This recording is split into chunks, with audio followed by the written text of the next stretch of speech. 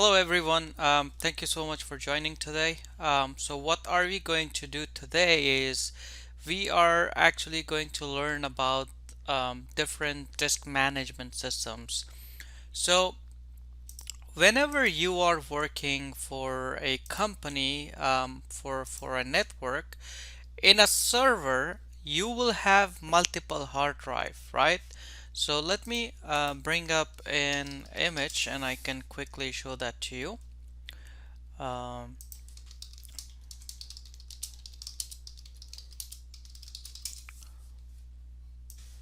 so let me quickly bring up the image. So this is a server, right? This is a server. So basically, today what we will do is we will go and see how can we actually configure and look at the way the server system work when it comes to the hard drives. If I ask you a question, why do we have many hard drives in a server? You see, this is a server. One hard drive, two hard drive, 3, 4, 5, 6, 7, 8, 9, 11, and 12. 12 different hard drives we have here. Do you know why do we have 12 hard drives in a server? How many hard drives do you have in your computer?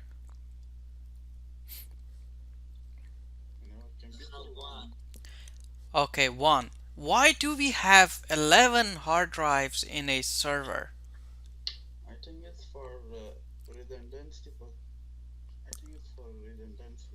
It is for redundancy purposes. It is for the failover purposes. So if one of the hard drive is no longer working, it's it's like burnt or no longer able to work. That is why we actually have multiple hard drives in a server, so we don't lose our data, right? We don't lose our data. In your computer, how many hard drives do you have, Omid? How many hard drives do you have in your computer? What will happen if your hard drive fails, no longer work? You will lose your data, right? Your data is gone. But with the server, that is different. With the server, that is different. Correct? If one of the hard drive goes down, we still have other hard drives to take care of that functionality. So today we will look at that possibility and we will see how can we make it work. How can we make it work and what are different options we have. The technology between the redundancy is called RAID. The technology behind redundancy is called RAID. RAID stands for redundant array of inexpensive disks. Redundant array of inexpensive disks. That is how we configure redundancy. That is how we figure out how can we actually do our configuration in a way that it will provide us the best performance and failover. Implemented in businesses where fault tolerance performance is must have. All businesses are very important. They want their data all the time. They don't want to lose their data. That is why they use RAID. Everywhere you go today, they use RAID. This RAID system is very important because if you don't use RAID and your hard drive goes down, you no longer have what? You no longer have the data. One hard drive in a server is disaster. One hard drive in a server is disaster. Correct? So one hard drive in a server is disaster. Not good. One hard drive, not good.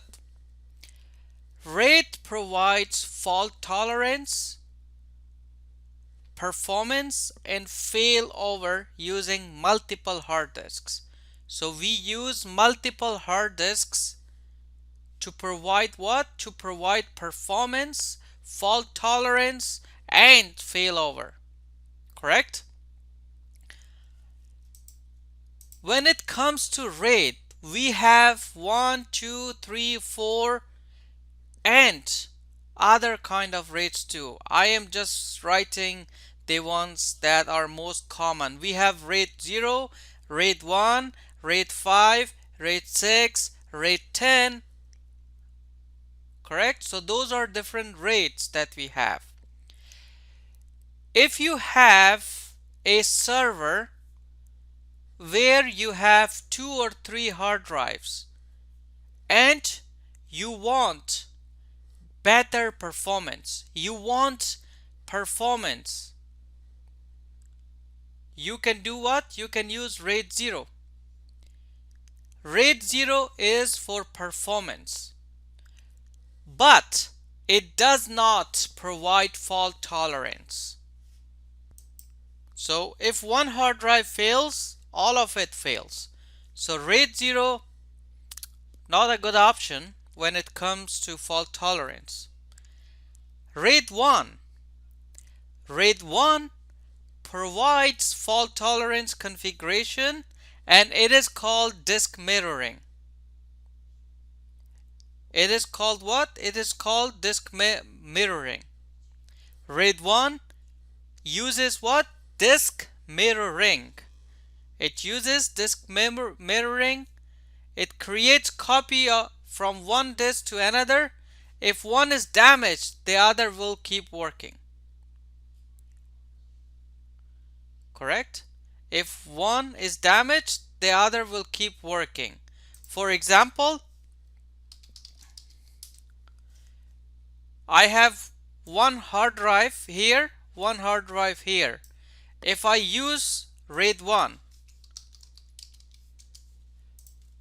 if I save a file here, for example, omid.txt, when I save a file here, RAID 1 will do what? RAID 1 will make a copy of this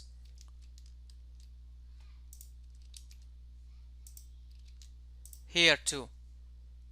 When you create one file here, automatically RAID 1 creates a copy into other hard drive. So if this goes down, this hard drive goes down, we still have our data.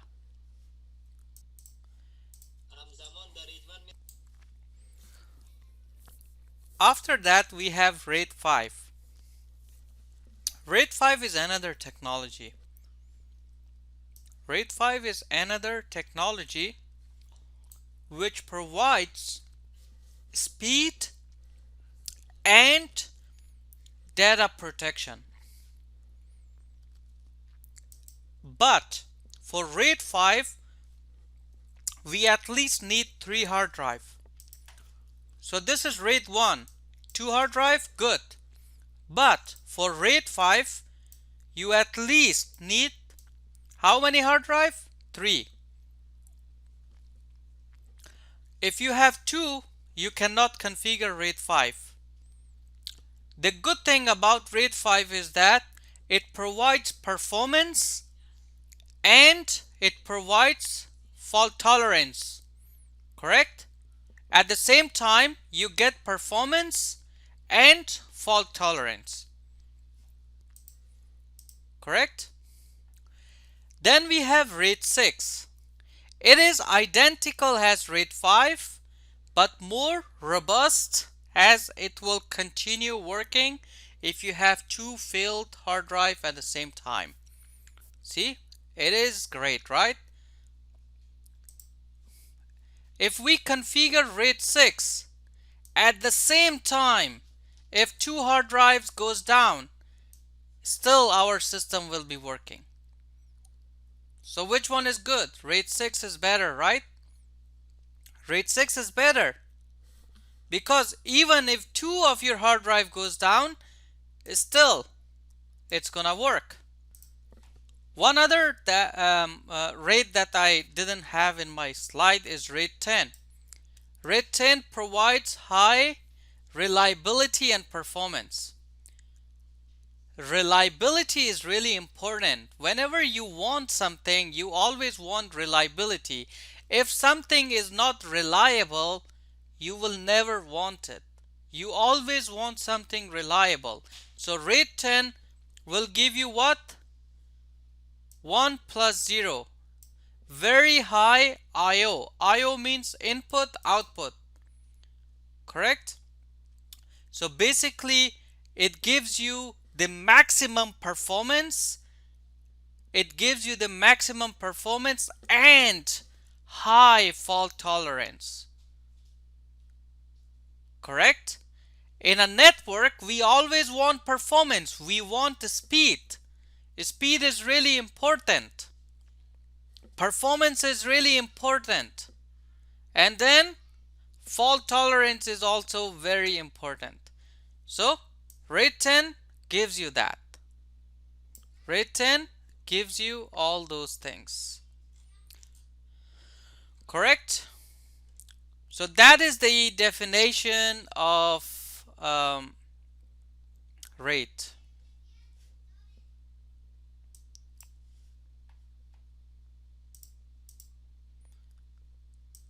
I think I made a mistake here. It's independent disks.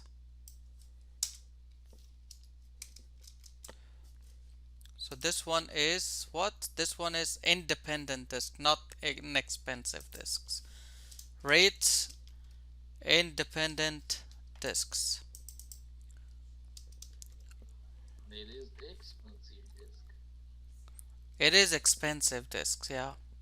It's independent disks. Okay, I will have to edit that, but it is inexpensive disks. Cool. So these are RAID. Let's see it in action now. Let's do it practically. This is my virtual machine, right? We will do it practically. How many hard drives do I have right now? Just one.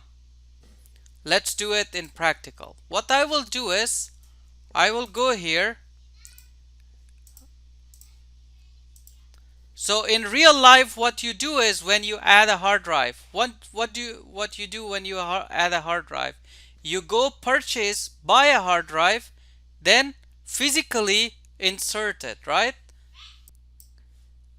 So what I will do here, I'll click on machine, I'll click on settings. You see I have this storage and it is not working. So what I need to do is I need to turn off my machine first. First thing you do is turn off your machine. Correct? Once you turn off your machine, now in your machine, you click on setting, you click on storage, and you see you have add new storage controller, add new storage attachment. In here you can see that you have add hard disk. So what are we doing? We are adding hard disk. Add,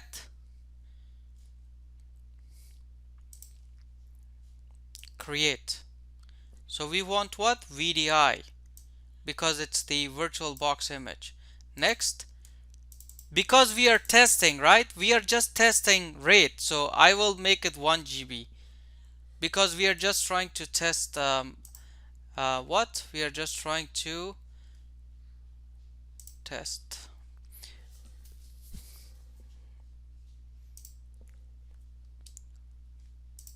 Let me create VDI. Next, next. Okay, so I have to do what? I have to put a name. So disk 1, create.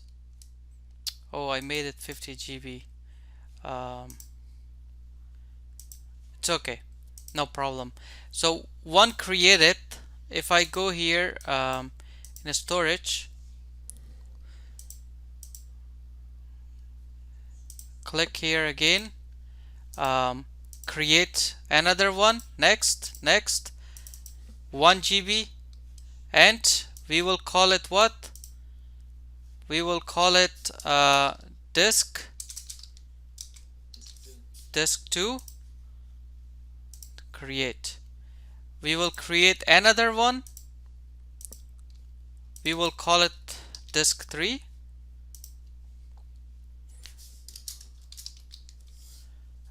Disk 3. Create. That's it. Now we will do what? We will attach them one by one. Disk 1, choose. Disk 3, choose. Press OK. So now you see I have my operating system hard disk 1, disk 2, disk 3. Press OK. Now I will start my machine. Once I start it, we will see that the hard disks are installed. The hard disks are installed. That's how you install the physical hard disks too. When you install the physical hard disk, that's how you do the configuration. Okay? How? What do you think? How will I know if it is there or not? How do I check my hard disks? You need to go to disk management. This PC. Let's see what um, so I installed the hard disks. Let me go to this PC. Oh, it's not there. Why? Because I installed the hard drives, but it is not initialized. We have to, every time when you add a hard drive, you have to initialize it. And how do you do that? You go to computer management. Manage. Once you go to computer management, you have what? Disk management here. You go to computer management, disk management. See? It automatically prompted. It automatically what? It automatically prompted. It is telling me that, hey, you have 3 different hard disks that you recently installed. But you need to do what? You need to initialize it. You need to initialize it. Correct? You need to initialize them before you use them. Before you use them, you have to initialize it.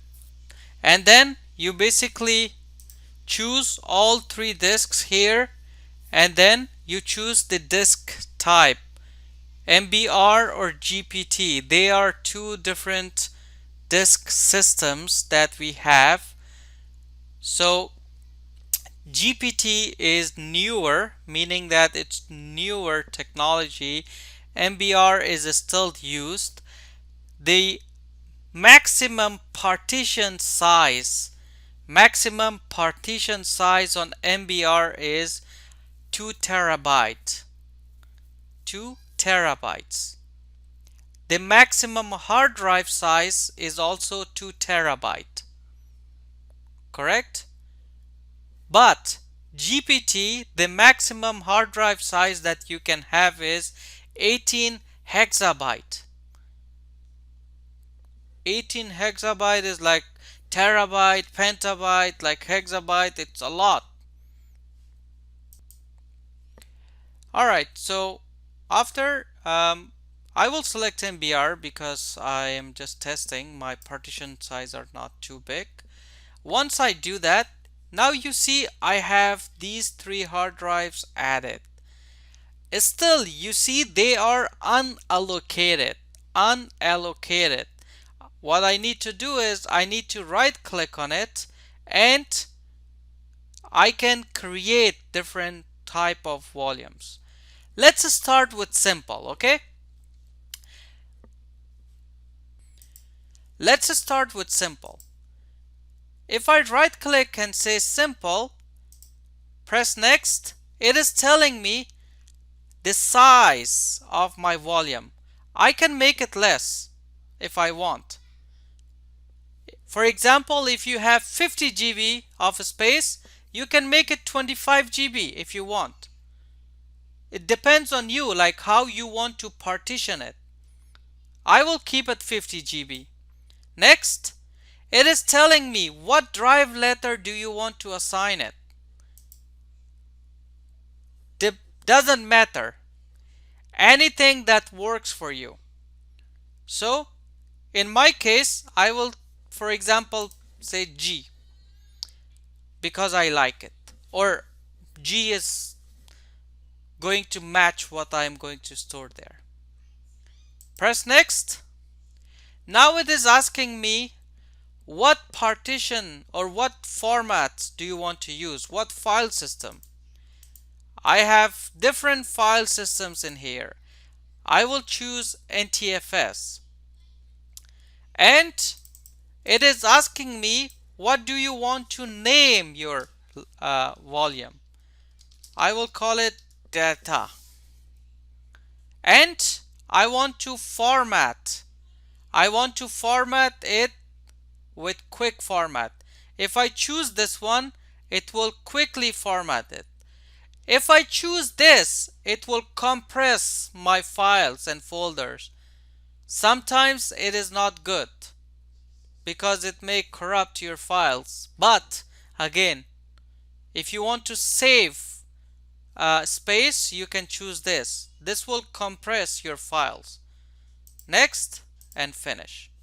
That's it. Now if I go to my computer, you see I have another disk. I have another disk. There you go. It's there. Cool. Let's test again. How do we delete? How do we delete a volume? Right click on it and say delete. It is telling me it will erase the data. Okay, before I do that, let me create a file. Test. Right click and delete. Or if I right click here and make it offline, what happened? My hard drive is damaged. My hard drive is damaged, no longer working. Where is my file? I lost my file. I lost my data. Right? I lost my data. That is bad about simple volume. When your hard drive is lost or gone, you lose your data. See? No data.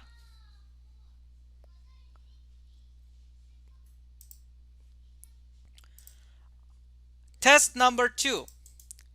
Right click and delete it.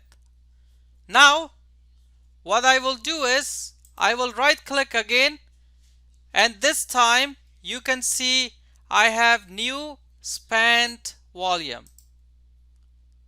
Next. And now you see it is telling me if you want to add more hard drives. RAID 0, right? RAID 0. I can actually add more hard drives. How many hard drives I added? 3. If you want to change the space, you can. Press next. Same. You want to assign a volume? Depends, whatever you want. This time, We will say span volume. It's a name, whatever name you want to give. Perform quick format. Next, finish. The operation you selected will convert this basic disk to dynamic. If you convert the disk to dynamic, you will not be able to start installed operating system from any volume. One thing to notice, if you already have a data and you have operating system installed, if you convert it to dynamic, it will not start your operating system. But we don't have anything here, so I don't care. I will simply do the work. There you go. You see the color changed, and here you see it's called spanned. Now, now you see drive in, drive in, drive in. All of the hard drives have same name: span volume, span volume, span volume. 50 GB, 51 GB, 52 GB. If I come here, see how many hard drives did I add? 3, right? But I only have one. In here, if I right click and create a file, okay, I created a file. Next day, what happens? One of the hard drive fails. One of the hard drive fails. Correct? So one of the hard drive simply failed. Oh no, I lost my data. But one hard drive failed. Why did I lose all my data? What is the reason? The reason is that it is a RAID 0. The reason is that it is RAID 0. Correct? So one hard drive failed. All of these failed and I lost my data.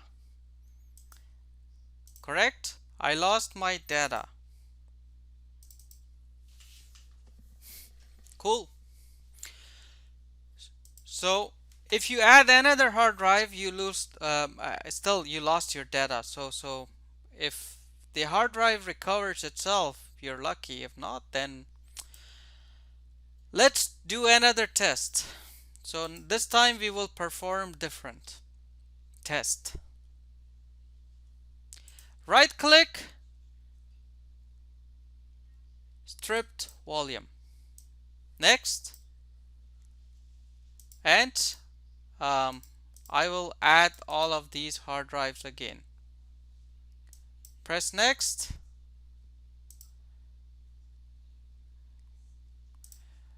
Right click, stripped volume. Next, add them all. Same thing, we will do same. This time, this is what? This is stripped volume, and we will perform quick format. Same thing, same error or message. Cool. Now you can see that I have what?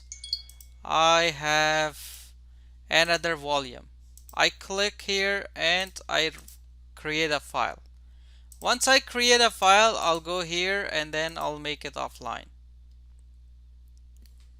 So you can see that still I have what? I have all of these 3 failed and then nothing in here. So this is how. Let me go back. So this stripped volume also did not work. We lost the data. I will delete them again. Let me make this one online and delete this volume too, so we can work on the other one. Now we come into mirrored volume, where we have what? RAID, RAID what? RAID, Rate 10. 1. RAID 1. Next. So RAID 1, you can see that I can only have 2 hard drives. If I try to add more, I cannot. So 2 hard drives only. Next, next, quick format, next, finish. Same answer. And this time I will do what? I will come here and I will create a new file. I will go here again and I will right click and make this one offline. You see, this time it didn't say failed. This time it says failed redundancy. Failed redundancy. If I come back, I still have my file. See? So this is what? RAID 1. I still have my file. Even one of my hard drive failed, I still have my file. Now it tells me failed redundancy. So what I can do is I can try to recover my hard drive. So that's how it basically works. Let's look into the other one now. Let me make this one online. And this time what I will do is I will simply delete them so I can basically have what I need. Um, Now I will right click again. Let me try to fix this because looks like this one is having an issue. Data not redundant. Okay. Reactivate. Um, okay, so this hard drive basically failed.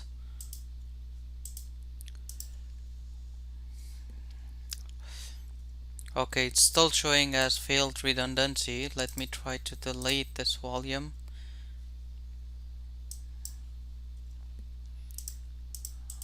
Okay, done. So it wasn't working because it was failed, but I just deleted it. So now we will click on new RAID 5. RAID 5, you can see we can add 3 volumes. With RAID 1, we only was able to add 2 volumes. Next, next, next, quick format, next, and finish. Press yes there. And now, if I simply you can see that the color is changed and it is telling me that these are what? RAID 5 volumes. All of them are now healthy. If I go back to E drive, I right click and then I create a file. Now if I go and fail one of these hard drives, so let's just say one hard drive failed. Again, failed redundancy, failed redundancy. But you can see that I still have my file because RAID 5 is helping me there. What if one of the other hard drive fails too? Failed. You're gonna lose the data. So in RAID 5, if you have 3 hard drive and if one fails, you will have the data, but if 2 fails, failed, all gone.